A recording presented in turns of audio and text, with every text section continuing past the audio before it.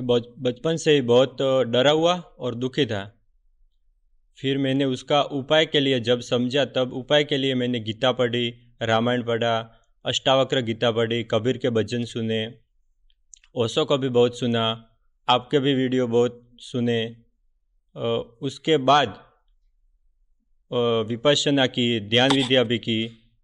लेकिन आज भी मैं वही डरापन और वही दुख पाता हूँ। तो और मुझे तब जब सुनता हूँ तब लगता भी है कि मैं समझ रहा हूँ, लेकिन आज भी वही की वही स्थिति है।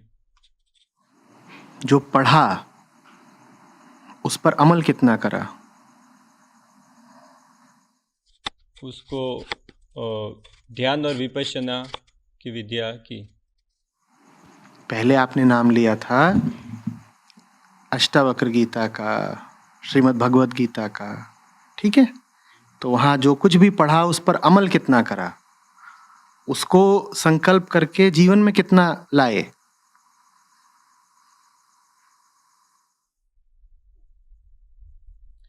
अंदर से समझ, ऐसा भी है अष्टावक्र गीता में कि बाहर तो कुछ बदलना नहीं है, जो भी अंदर से होगा तो जी जी। बिल्कुल चुन चुन कर वही मत बताइए कि जिस पर अमल थोड़ा टेढ़ा लगता हो। जो बहुत सीधा सीधा है वो बताइए, उस पर कितना अमल करा?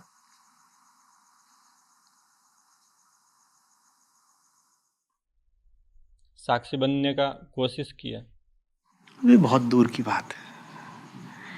ये जो हम दूर के लक्ष्य उठाते हैं ना, हमारा इरादा ही यही रहता है कि इतनी दूर के हैं, कभी मिलने तो है नहीं,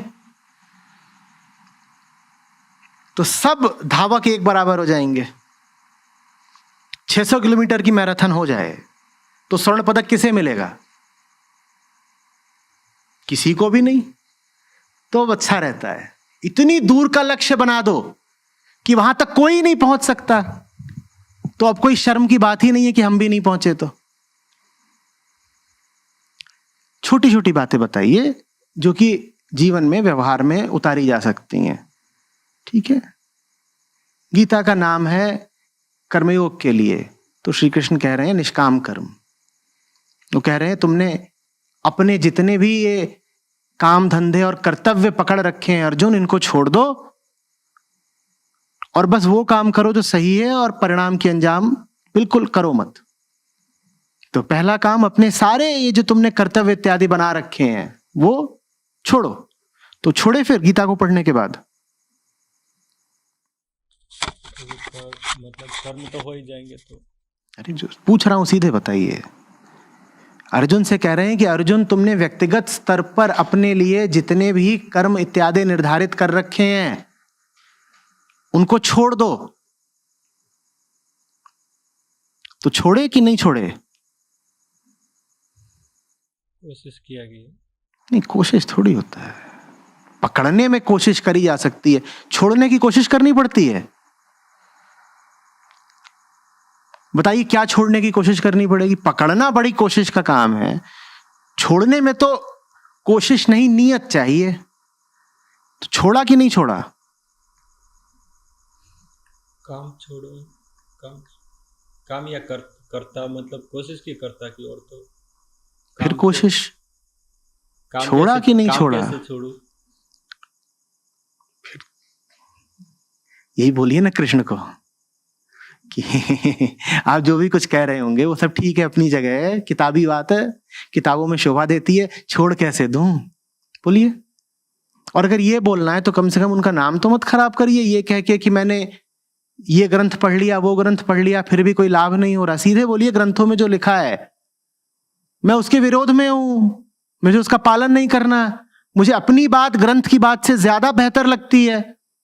तो फिर आप अपनी बात पर चलिए, आप ग्रंथ का नाम क्यों ले रहे हैं?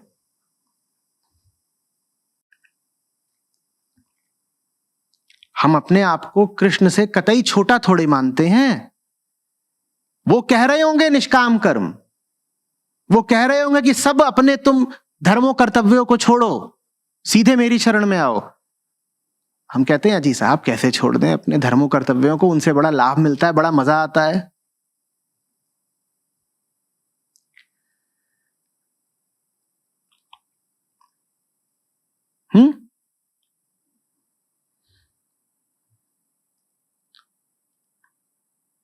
कि जैसे कोई जाए किसी डॉक्टर के पास और डॉक्टर उसको नुस्खा प्रिस्क्रिप्शन लिख करके दे दे,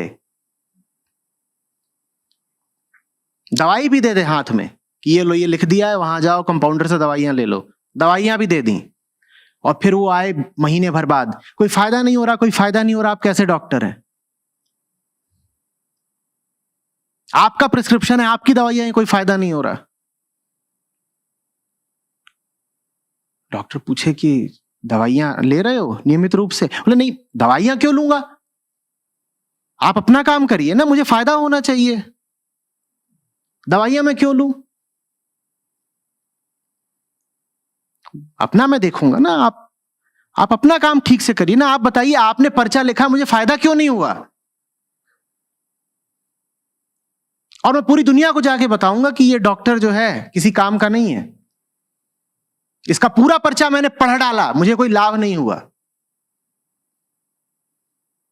30 दिन में 30 बार मैंने इसका पर्चा पढ़ा है, प्रिस्क्रिप्शन, कोई फायदा नहीं हो रहा।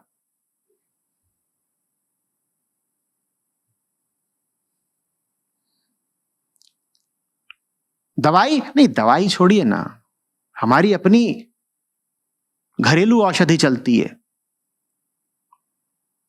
हींग के लड्डू,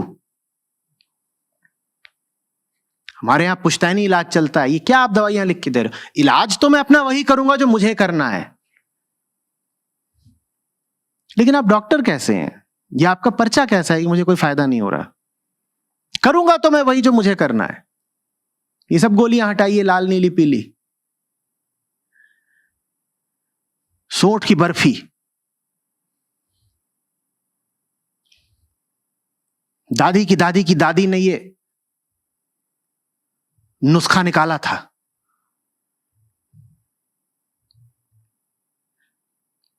और उसका हमारा पूरा खानदान कर्तव्य मानकर पालन करता है,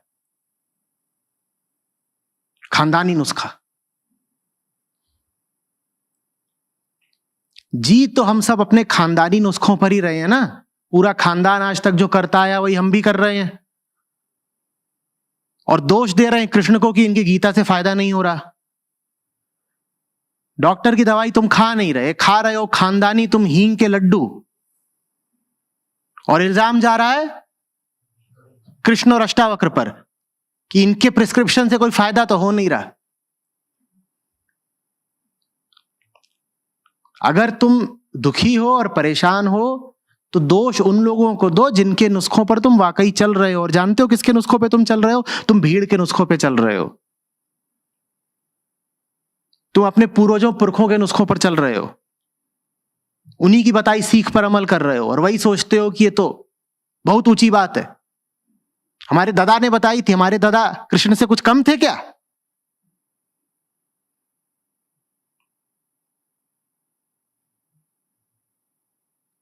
आपसे पूछा जाए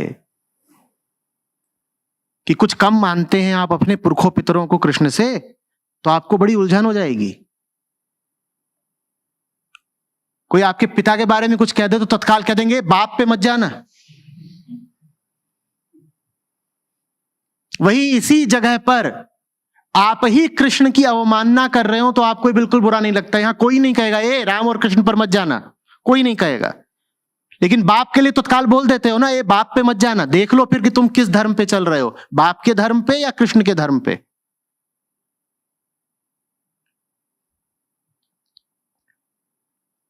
जिसके नुस्खे का तुम सेवन कर रहे हो भाई, अगर शिकायत करनी है तो उसकी करो ना। अष्टावक्र की और कृष्ण की और कबीर की क्यों शिकायत कर रहे हो?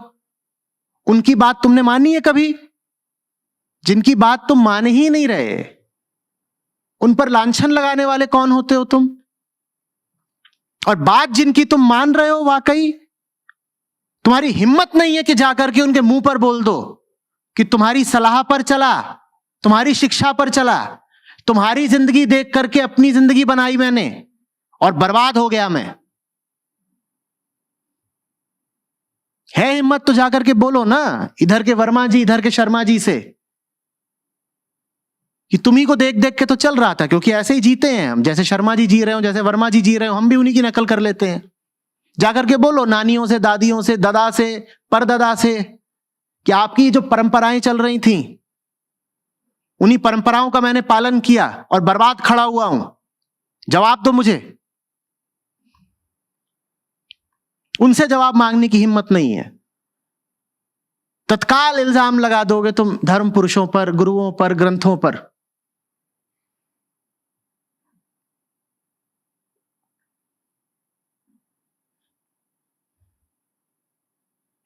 कि जैसे किसी की साइकिल पंचर हो जाए और वो जाके मर्सिडीज की दुकान में शिकायत डाले। चल रहे हो साइकिल पे और साइकिल पंचर हो गई है, तो धरना प्रदर्शन कहां कर रहे हो? मर्सिडीज की फैक्ट्री के आगे, कि यहां से घटिया माल निकलता है, देखो साइकिल मेरी पंचर हो गई। अरे वो मर्सिडीज है, उसका तुम्हारी साइकिल से लेना देना क्या? ये तुम्हारी पुश्तैनी खानदानी साइकिल है, सामाजिक साइकिल है। ये तुम्हें जहां से मिली है जाकर के उनसे जवाब मांगो ना कि तुमने क्या साइकिल दी जो बर्बाद है हमारी जिंदगी। बिल्कुल उनसे नहीं पूछोगे, क्योंकि उनसे पूछोगे तो टांग तोड़ दी जाएगी, समाज से, जाति से और घर से बहिष्कृत कर दिए जाओगे।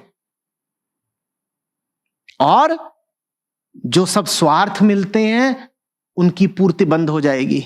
जाके पिताजी से बोल दिया कि पिताजी आप ही की सीख और आप ही के आदर्शों पर चले हैं और जिंदगी में आग लगी हुई है, तो फिर पुश्तैनी संपत्ति कहां से पाओगे? अब कृष्ण तो आएंगे नहीं कोई संपत्ति देने, संपत्ति तो बापूजी से ही मिलनी है। तो हिम्मत नहीं है कि उनसे जाकर के बोल दो खुलेआम कि तुमने हमारे ऊपर जो प्रभाव डाला बचपन से, तुमने हमें जो नसीहत दी वो खा गई हमको। संपत्ति क्या, पत्नी भी पिताजी की ही बरकत से मिली है भाई। हम में से अधिकांश लोग तो अगर पिताजी और माताजी का समर्थन ना हो, वरदहस्त ना हो, तो अपने लिए एक पति या पत्नी ना जुगाड़ पाए। हिंदुस्तान के 80-90% लोग नाकाबिल हैं अपने लिए पति और पत्नी ढूंढने में भी।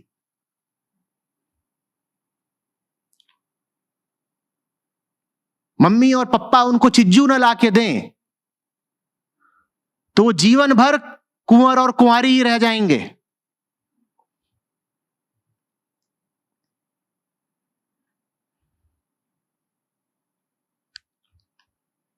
तो वहां कैसे बोल दोगे तुम कि आपने बर्बाद किया है मुझे? धर्म ग्रंथ सस्ते हैं, उन पर कोई भी कीचड़ उछाल देता है, उन पर कोई भी उंगली उठा देता है ना? क्या जी छोड़ो, इसमें कुछ रखा नहीं है, मैंने बहुत पढ़ा।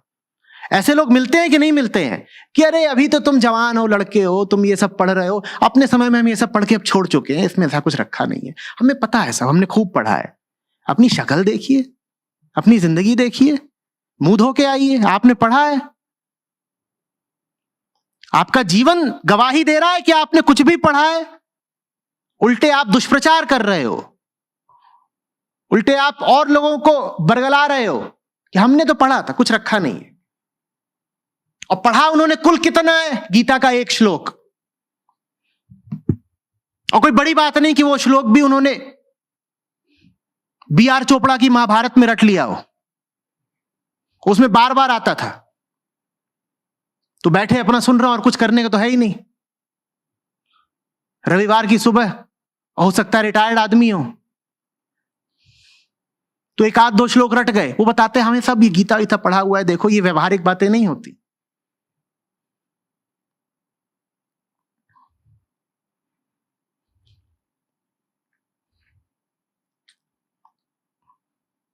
हमारे लिए धर्म ग्रंथ इत्यादि अधिकांशतः बस साज सज्जा की चीजें हैं। वो घर में रखने के लिए ठीक है, वो पूजा घर को सुशोभित करने के लिए ठीक है। हम उन पर चलते थोड़े ही हैं, हम उन्हें अपना प्राण थोड़े ही बनाते हैं। चलते तो हम किन्हीं और ही लोगों की सीख पर हैं, हमारे असली गुरु दूसरे हैं। असली गुरुओं के नाम क्या हैं? यही नुन्नू लाल, रिंकी मौसी, अंबाला वाले ताऊ जी, ये सब गुरु हैं। और बताऊं कौन गुरु है? ये सब जितने सिने एक्टर्स हैं आजकल ये लाइफ एडवाइस देते हैं, जबरदस्त लाइफ एडवाइस देते हैं। ये आकर के बता रहे होते हैं देखो जीवन ऐसे जीना चाहिए, वैसे जीना चाहिए। ये बताते हैं we will give you relationship goals. ये तो तुम्हारे गुरु हैं। शिकायत करनी है तुम्हें अपनी बर्बादी की तो जाके इनके दरवाजे पे करो ना शिकायत कि तुम्हारे सिखाए चल रहा हूं और देखो जनाजा मेरा। इन्हीं से सीख रहे हो ना। और इनकी भाषा भी अब वैसे ही हो गई है। ये बिल्कुल उपदेशात्मक भाषा में बात करते हैं। कोई आएगा विज्ञापन टीवी पर और तुमसे बोलेगा जियो जी के खुल के। ये तुमसे प्रार्थना नहीं कर रहा है कि आइए और हमारा मोजा खरीद लीजिए। ये मोजे का विज्ञापन है या कच्छे का। और इसकी पंचलाइन क्या है? जियो खुल के। अबे दुकानदार औकात में रह, तमीज में रह। कच्छा बेच रहा है या ज्ञान बांट रहा है? लेकिन वहां पे तुम ज्ञान बिल्कुल हाथ जोड़ करके ग्रहण कर लेते हो कि हाँ अभी अभी तो इन्होंने बताया ना श्री गुरु ने जियो खुल के, तो तुम खुल के जीने लग जाते हो।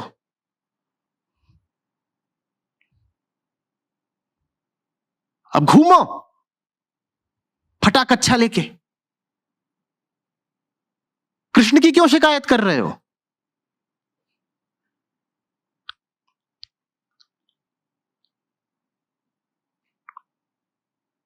जिनसे वास्तव में सीख ली है, जो असली गुरु हैं, उनको पहचाना है कभी ठीक से? कोई यहां निगुरा नहीं बैठा है, सबके गुरु हैं। यही है गुरु। हसीन तारिकाएं वो आकर के बताएंगी ऐसे करो वैसे करो, तुम कोई अखबार उठा लो, तुम कोई न्यूज वेबसाइट खोल लो, वहां इन्होंने ज्ञान बांट रखा होता है।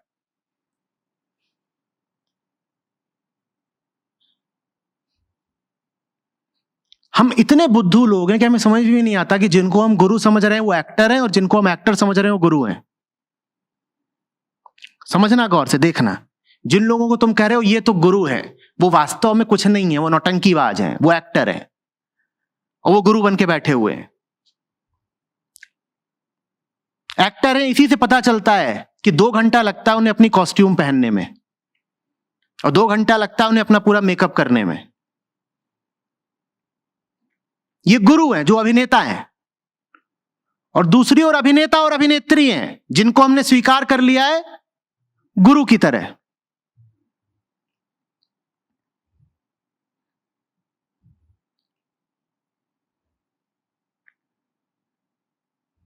उनसे बोलो ना जाके।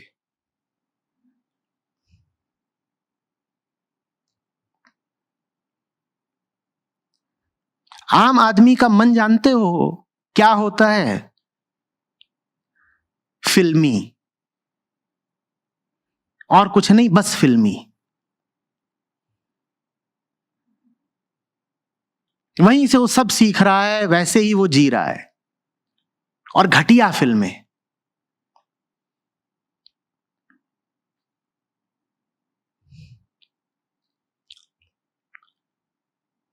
और जब मैं फिल्म कह रहा हूं तो वही फिल्म नहीं जो सिनेमा में पर्दे पर चलती है या कि आप टीवी में जो देखते हो, धारावाहिक इत्यादि। ये सब जो आसपास हमने चला रखा है फिल्मी नहीं है क्या? फिल्मी माने समझ रहे हो क्या? काल्पनिक। जिसकी पटकथा पहले से ही लिख दी गई हो उसको कहते हैं फिल्मी। हमारे आसपास जो कुछ है उसकी पटकथा, स्क्रिप्ट सब पहले से ही तो लिखी हुई है, सब फिल्मी है। रिश्ते, नाते, जीवन, शादी, ब्याह, परिवार, समाज, लक्ष्य हमारे, ये सब क्या पहले से ही स्क्रिप्टेड नहीं है, पहले से ही निर्धारित नहीं है? तो क्या ये फिल्मी नहीं हुए?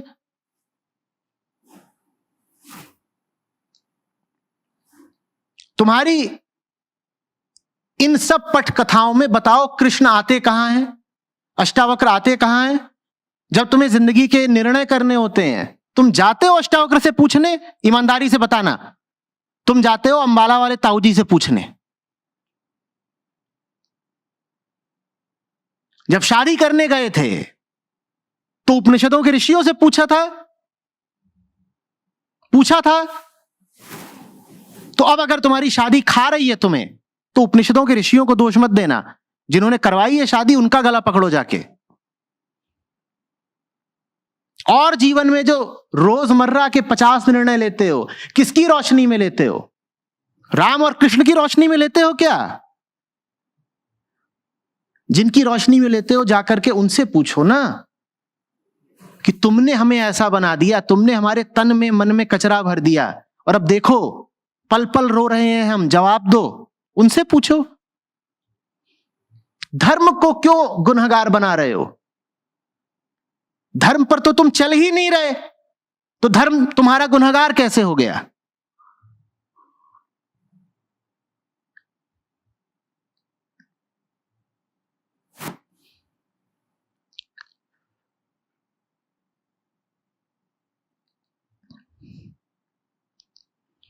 और ये बहुत आम सवाल है। लोग यहां आ जाएंगे, बैठेंगे, कहेंगे 10 साल से मैं फलानी चीज का पाठ कर रहा हूं, कुछ मिल नहीं रहा। 10 साल से तो तुम रोज शौच भी करते हो, तो कोई दिली चीज हो तो कुछ लाभ भी होगा ना। बाहर बाहर की क्रिया प्रक्रिया से क्या मिल जाना है? रोज सुबह खड़े होकर के ओम जय जगदीश हरे गा दिया, उससे तुम्हारा जीवन परिवर्तित हो जाएगा? हो जाएगा? और तुम कहो नहीं मैं तो बड़ा भक्त हूं, रोज हनुमान चालीसा पढ़ता हूं।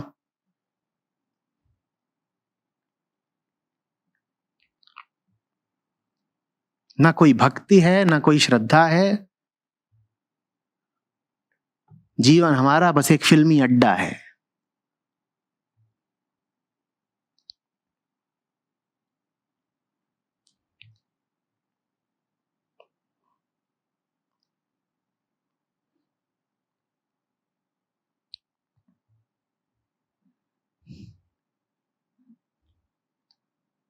और फिर आप जब कहते हैं कि आपने ग्रंथों को पढ़ा है, अभी आपकी परीक्षा ली जाए कि आपने कितना पढ़ा है?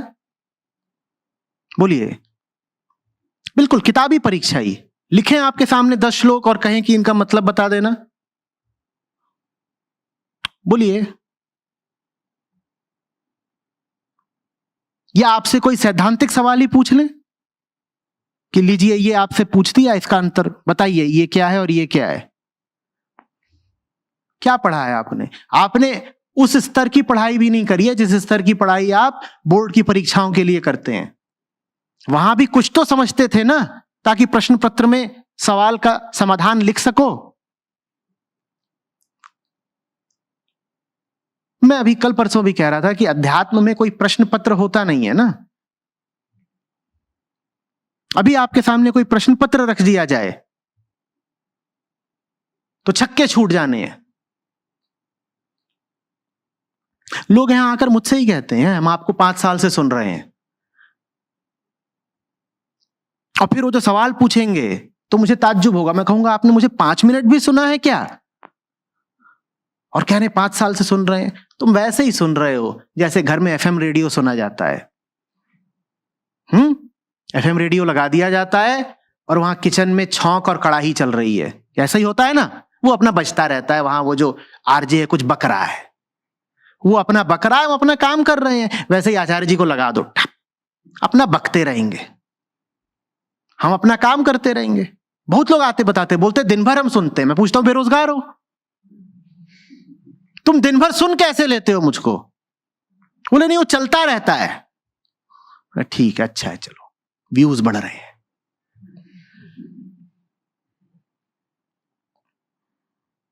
ऐसे तो सुनते हो।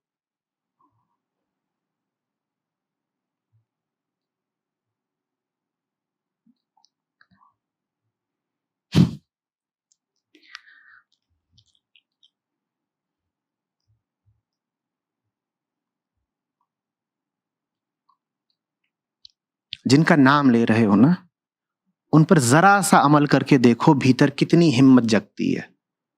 इतनी हिम्मत जगेगी कि एक कदम लोगे तो अगले 2 कदम का साहस खुद आ जाएगा। पर थोड़ी हिम्मत तो करो। हम्म